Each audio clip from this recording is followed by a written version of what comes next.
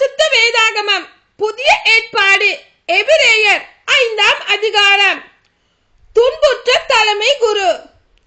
தலைமை குரு ஒவ்வொருவரும் மனிதனிடமிருந்து தேர்ந்தெடுக்கப்பட்டு பாவங்களுக்கு கழுவாயாக காணிக்கைகளையும் பலிகளையும் செலுத்துவதற்காக மக்கள் சார்பாக கடவுள் முன் பணிபுரிய ஏற்படுத்தப்படுகிறார். அவர் தலைமை வலுவின்மைக்கு ஆளாய் இருப்பதால் அறியாமல் இருப்போருக்கும் நெறி தவறி நடப்போருக்கும் பரிவு காட்டக்கூடியவராய் இருக்கிறார். அவர் மக்களுடைய பாவத்திற்கு கழுவாயாக பலி செலுத்துவது போல தம் வலுவின்மையின் பொருட்டு தமக்காகவும் பலி செலுத்த கடமைப்பட்டிருக்கிறார். மேலும் யாரும் இம்மதிப்புக்குரிய பணியை தாமே தேர்ந்து கொள்வதில்லை. ஆரோனுக்கு வந்தது போன்று கடவுளிடமிருந்து அழைப்பு வர வேண்டும். அவ்வாறே கிறிஸ்துவும் தலைமை குருவாக தம்மையை உயர்த்தி கொள்ளவில்லை.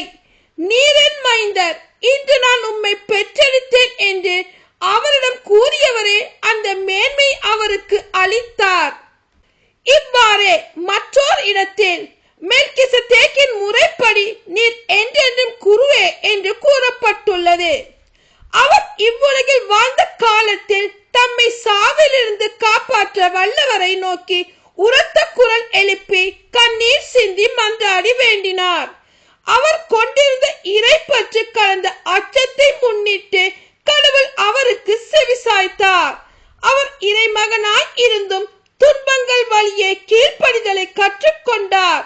அவர் நிறைவுள்ளவராகி தமக்கு கீழ்ப்படிவோர் அனைவருக்கும் என்றென்றும் மீட்படைய காரணமானார். மெல்கிசதேக்கின் முறைப்படி வந்த தலைமை குரு என்று கடவுள் அவருக்கு பெயர் சூட்டினார். கிறிஸ்தவ வாழ்வில் உறுதி.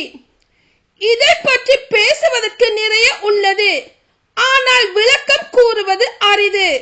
ஏனெனில் உங்கள் அறிவு மழுங்கி போய்விட்டது. இவ்வளவு காலத்திற்குள் ஆசிரியர்களாய் இருந்திருக்க வேண்டிய நீங்கள் இன்னும் கடவுளுடைய வாய்மொழிகளின் அடிச்சுவடியை கற்றுக்கொள்ள வேண்டிய நிலையில் இருக்கிறீர்கள். உங்களுக்கு இப்பொழுது தேவைப்படுவது பால் தான், கெட்டியான உணவு அல்ல.